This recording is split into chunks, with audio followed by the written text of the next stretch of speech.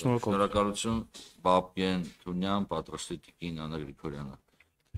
Շնորհակալություն։ Պարոն Պողոսյան, հարցերը շատ են, բայց կփորձեմ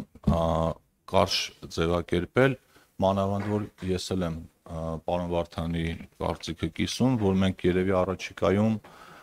հրավիրենք թե քննչական կոմիտեին, թե պետական եկամուտների կոմիտեին, ընդհանրապես բոլոր այն պետական կառույցներին, որոնք որ տնտեսվարողների հետ որոշակի առնչություն ունեն ու բարձրաձայնված հարցերը քննարկենք, որովհետև իրոք դժգոհություններ կան եւ այդ դժգոհությունները երկու մասի են բաժանվում։ Առաջին մասը վերաբերում է գործող օրենքների շրջանակներում պետական մարմինների աշխատավոճին, օրինակ ինձ էլ են շատ ահազանգեր հասել լեքսիկոնից սկսած մինչև ինչ որ շանտաժի մեխանիզմներ, ասենք մենք երկու կողմիներ պիտի լսենք դրա համար էլ, եւ երկրորդը կապված հենց բուն օրենքի կարգավորումների հետ,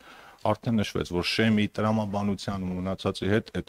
փոփոխությունները հիմա քննարկում ենք, չենք ուզում տենց միանգամից այդ ամեն ինչի մասին հայտարարենք, որովհետև ուզում ենք վստահ լինենք, որ ինչ անում ենք, ճիշտ ենք անում։ Բայց ամեն դեպքում երկու հարց կա, որ այս բանին կուզենամ հնչեցնել։ Առաջինը, որ քննչական կոմիտեն ու մնացած կառույցները, երբ որ իրանց գործողությունները կատարում են, շատ կարևոր է, պարոն Պողոսյան, որ օրինապահ աշխատող տնտեսվարողները այդտեղ անուղղակիորեն չտուժեն։ Ես բազմաթիվ դեպքեր գիտեմ, երբ որևէ օրինակ outsource-ով, երբ որ մարդիկ ինչ որ ծառայություն են գնում ինչ որ մեկից, լինի հաշվապահական ծառայություն, կառավարման ծառայություն, երբ որ այդ ընկերության սերվերները կամ համակարգիչները արգրավում են, այդ ընկերության կարող է մի քանի տասնյակ կազմակերպություններ կանգնեն փաստի առաջ ու չկարողանան իրենց գործողությունները կատարեն։ Ու դեպքեր կան նաև, որ այդ ծանրաբեռնվածությունները թույլ չի տալիս process-ները արագացնել ու մարդիկ կարող է շաբաթներով, ամիսներով սպասեն, որ իրանց մասով ինչ որ հասանելիություն ապահովի կամ իրանց մասով ինչ որ բաներ հետ տան։ Այս առաջի խնդիրն է։ Երկրորդ խնդիրը այդ հենց սկիզբն է, ինչի մասին պարոն Բագրատյանն էլ խոսեց։ Օրինակ քրեական օրենսգիրքը ասում է հարկերը թաքցնելու նպատակով։ Ու այդ հարկերը թաքցնելու չափն էլ 10 միլիոն դրամն է։ Բայց ես հիմա ոնց հասկանում եմ, պետական եկամուտների կոմիտեն հենց 10 միլիոն դրամից ավել լրացուցիչ հարկային պարտավորություն է գտնում, մի անգամ ծուղարկում է քննչական կոմիտեին։ Արդեն դուք եք որոշում հարկերը թաքցնելու նպատակ ունեցել, թե ուղղակի անզգուշություն եղել, ինչը նաև ձեր գործն է ծառաբեռնում, ուստեղ շատ կարևոր է նախնական նորմալ ֆիլտր ունենալը։ Ու երրորդ հարցը դա վաղեմության ժամկետն է։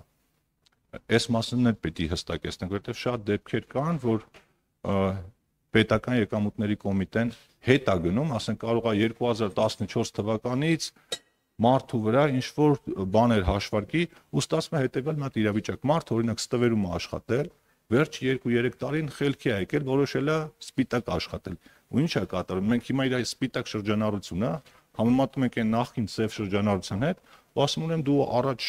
ահագին հարկ ես թաքցել ու նենց անհամաչափ դուգանք կարող է մեկ-մեկ լինի, որ ստացվում է, որ այդ հարկը հետ բերելը շատ ավելի մեծ վնաս է տալու այդ բիզնեսի փակման արդյունքում, քան ոչինչ չանել է։ Այսինքն այստեղ համաչափության հարցն էլ է պետք քննարկել եւ մի կարևոր հանգամանք էլ ասեմ ու նշեմ։ Դեպքեր կան, որ մեզ մոտ տպավորություն կա, որ ոչ թե կառույցը նկատի ունեմ, այլ առանձին մարդիկ այդ կառույցում, միգուցե իրանք այդ բանը մեր տեսլականը կամ ցանկությունը լավ չեն հասկացել, որ պետքա պայքարել ստվերի դեմ, բայց պետք չի ամեն դեպքում ստվեր փակցնել մարդու վրա։ Օրինակ, եթե գնում են ՀԴՄ-ի ստուգման, 15 օր մարդուն ստուգում են, տեսնում են այդ մարդը նորմալ ՀԴՄ-ի է տալիս, հետո մի հատ 10 օրով էլ ստուգումը երկարացնում են, այս նշանակում է, որ ամեն գնով ուզում են այդ մարդու վրա ինչ որ խախտում գտնել, մինչև պատահաբար ինչ որ մեկը մի հատ կրակայրից վաճառելուց ՀԴՄ չկա, գնան տուգանեն։ Այսինքն իմ կարծիքով 2-3 օրը բավական է, որ հասկանանք այդ մարդը միտում ունի, չարամիտ հարկերից խուսափողա, թե չէ ստացվում է, որ մենք այստեղ բանից ենք, ամեն գնով ուզում ենք ինչ որ մեկի վրա մի հատ բան կարենք ու բաներն էլ, մեսիջներն էլ որ հասնում է, երկու բան է, որ գալիս հասնում է մեզ։ Առաջին, որ վերևից բան կա, որ հարկերով պիտի բյուջե լցնենք այդ տուգանքներով, ինչը բացառվում է, ես պետական եկամուտների կոմիտեի նախագահին էլ եմ այդ հարցը տվել, եւ երկրորդ, որ ստուգման արդյունքում եթե որևէ խախտում չհայտնաբերեցին, տեսուչին դա չի ներվելու։ Այսինքն մարդը գնաց ստուգման, ինքը պիտի պարտադիր մի հատ ինչ-որ խախտում գտնի։ Այս երկու կարծրատիպն էլ տնտեսվարողների մոտ շատ տարածված է։ Դրա համար ես կխնդրեմ այս մասերով հակիրճ ձեր բարձրաբանումները տաք, հետո մենք երևի այս բյուջետային քննարկումներից հետո Տիկին Վարդանյանի, պարոն Վարդանյանի հետ ձեզ կհրավիրենք մնացած հարցերը Սարգսյանին, որ անմիջապես կապնում է փորձագետների հետ եւ տնտեսական հանձնաժողովի եւ Տիկին Վարդանյանի ծերունց հետ, որովհետեւ մենք այս քննարկումը ծավալենք։ Պարոն Պողոսյան, եթե պատգամավորների մեծ մասը այդ հարցադրումները տալիս են, ուրեմն այդտեղ խնդիր ունենք եւ բացարձակապես չեմ դիտարկում այս խնդիրը որպես ձեր խնդիր է, սա նախ եւ առաջ գուցե մեր խնդիրն է օրենսդրական, բայց խնդիր ունենք, արեք այդ խնդիրը լուծենք։ Խնդրեմ պարոն Պողոսյան։ Ես բայց արձագանք եմ, պարոն Թունյանի բարձրացրած հարցադրումներին։ Պարոն Թունյան, լրիվ կիսում եմ ձեր մտահոգությունները։ Անշուշտ ես սա ոչ թե որպես քննչական կոմիտեի նախագահ եմ ասում, այլ առաջի հերթին որպես երկրի տնտեսությամբ զարգացմամբ շահագրգիռ սովորական քաղաքացի հավաստիացնում եմ, որ օրինակ ես կարող եմ վիճակագրություն հանել, օրինակ բազմաթիվ դեպքերով, երբ որ ՊԿ հաղորդումներ է ներկայացրել, օրինակ 10 միլիոն դրամը գերազանց, մենք վարույթներ չենք նախաձեռնել։ Օրինակ դրանց մեջ նաև մտնում են ձեր կողմից մատնանշած, օրինակ, չգիտեմ, այդ ՀԴՄ-ի հետ կապված, չգիտեմ, մենք նայում ենք, ուսումնասիրում ենք, էլի, այտենց շատ դեպքեր ունենք, երբ որ ես կարող եմ վիճակագրություն տալ, թե օրինակ ինչքան վարույթներ չենք նախաձեռնել, բայց ես առաջարկում եմ, քանի որ հարցը իրականում մարդի է եւ ես բազմիցս անընդհատ sense փոփոխության եմ ենթարկել մեր համապատասխան ստորաբաժանման աշխատավոճը եւ այլն, կապված արձագանքներից եւ այլն, որպեսի համ քրեական վարույթների բնականon ընթացքը հնարավոր լինի ապահովել, համ այս ընթացքում տնտեսական գործունեությանը անձանց չմիջամտենք կամ չխաթարվի ընդհանրապես այդ անձանց։ Նշեմ, որ այդ վարությունը հսկայական ծանրաբեռնվածություն ունի արդեն իսկ։ Հսկայական։ Հավաստիացնում եմ, որ կան վարույթներ, դեռևս օրինակ մեր մոտ արկա են վարույթներ, երբ որ օրինակ լսած կլեք այն դեպքեր ավտոներկրողների հետ կապված, այդ վարույթները հարյուրավոր արկախված մնում է այդ վարույթները։ Սա համակարգային լուծում պահանջող հարց է։ Ես առաջարկում եմ, որպեսի, չգիտեմ, ձևաչափը դուք որոշեք, փակ կամ բաց քննարկում եւ այլն, հրավիրենք նաեւ տնտեսվարողներին, ովքեր որ օրինակ, չգիտեմ, ձեր ընտրանքով, չգիտեմ, մի քանի հոգու, որ հասկանանք մի կողմից չլսվի, էլի, միայն ՊԿ եւ քննչական մարմինը հարցը չդիտարկի, այլ նաեւ հրավիրենք որոշակի մի հատ կազմակերպենք քննարկում, միասնական դիրքորոշում, միասնական քաղաքականություն որդեգրենք, դա կլինի օրինակ ձեր մասով օրենսդրական փոփոխությունների տեսքով, մեր մասով կլինի, չգիտեմ, որոշակի մեր աշխատանքները կազմակերպելու մասով, ՊԿ-ի մասով էլի հսկայական գործառույթ կա, որովհետև հիմքը հենց այնտեղ վարույթի նախաձեռնման այնտեղ է դրվում։ Դրա համար ես կուզեմ, որպեսի մի հատ հասկանանք խնդիրները եւ փորձենք գոնե ֆիլտրենք ընդհանուր մեր համաձայնությամբ, ՊԿ-ի համաձայնությամբ ձեր ֆիլտրենք, թե որոնք են, որ կարող են պարունակել քրեաիրավական որոշակի, չգիտեմ, տարեր եւ այլ, ոչ թե, չգիտեմ, թեկուս կարող է հնարավոր են իրավիճակներ, որ անձը օրինակ 10 միլիոն դրամը գերազանցող թիվ լինի, բայց չարամտությունը ի սկզբանե արկա չլինի։ Եվ փորձենք sense ընդհանուր լուծում, ես կողմ եմ եւ ես ինքս էլ եմ առաջարկում, որպեսզի ինձ հանդիպում տեղի ունենա, քննարկում տեղի ունենա, որովհետեւ այս հարցը զգայուն է եւ կարեւոր է։ Շնորհակալություն, պարոն Պողոսյան։ Մեծ սիրով կկազմակերպենք, ուղղակի այստեղ մի խնդիր կա, որ տնտեսվարողները իրանք չկաշկանդվեն։ Մենք հանդիպումը, որը կազմակերպել ենք ազգային ժողովում, փակ էին կարել, որպեսզի իրենք ձեր պետական եկամուտների կոմիտեի մնացածի ներկայությունից տենց չկաշկանդվեն ու խնդիրների մասին խոսել, ընդ որում այդ պարագայում անգամ ոչ բոլորն էին եկել հանդիպանը, որովհետև ամեն դեպքում չեն ուզում ինչ որ իրենց անունը բարձրաձայնվի, բայց կտեսնենք, ով որ համաձայն կլինի, կգա, իսկ բանի առումով լրիվ համաձայն եմ, այդ ծանրաբեռնվածությունը կա, ամեն ինչ կա, բայց շատ դեպքեր կան, պարոն Պողոսյան, որ գիտեք ինչն է այս ամեն ինչի վատը, որ բեռը հիմնականում ու տուժող կողմը հիմնականում փոքր ու միջին բիզնեսն է։ Ես օրինակ դեպքեր գիտեմ, խոշոր բիզնեսի վրա ակտը գրվել է բազմամիլիոն, ոչ թե բազա միլիոն, այլ տասնյակ միլիոն դրամների կամ հարյուրավոր միլիոն դրամների, իրանք առանց վիճարկելու դա վճարել են, նոր դիմել են դատարան։ Այսինքն ասել են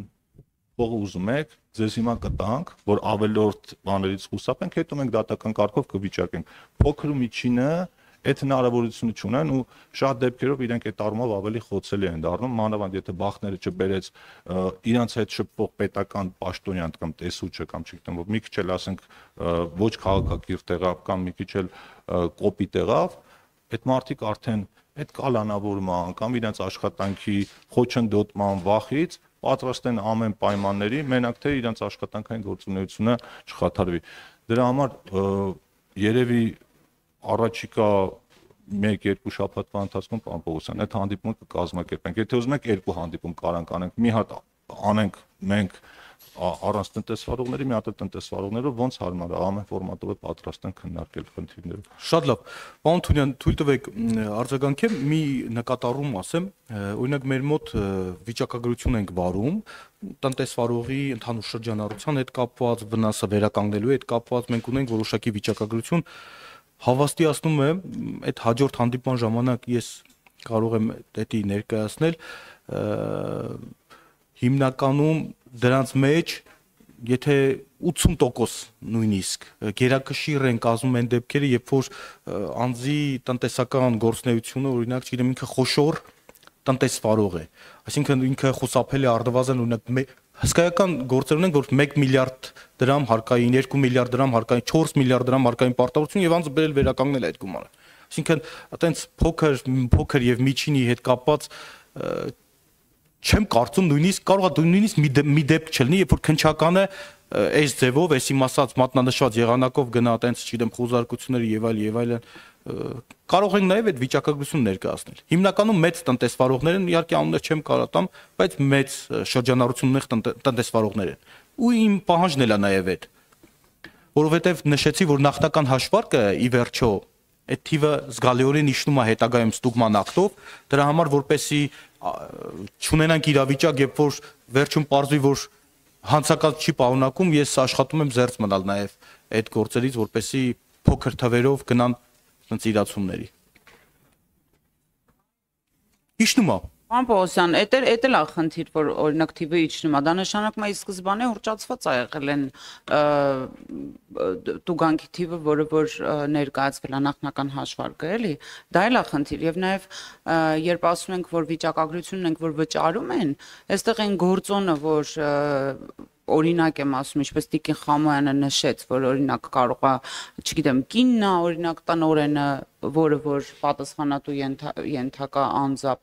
պատասխանատվության եւ այլն, այս մասով էլ պետք է ուշադիր լինենք հասկանալու համար, որ արդյոք վիճակագրությունը ճիշտ բովանդակությունն է ցույց տալիս, թե չէ, եւ հետեւաբար այո, այդ քննարկումը անհրաժեշտություն է ուղղակի, շնորհակալություն։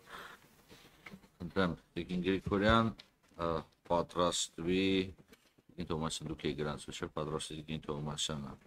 Խնդրեմ Տիկին Գրիգորյան։ Պարոն Պողոսյան, մի շարք հարցեր ունեմ, առաջարկում եմ որոշակի նշումներ անել, որպեսզի բոլորին հերթով անդրադառնանք։ Առաջին հարցը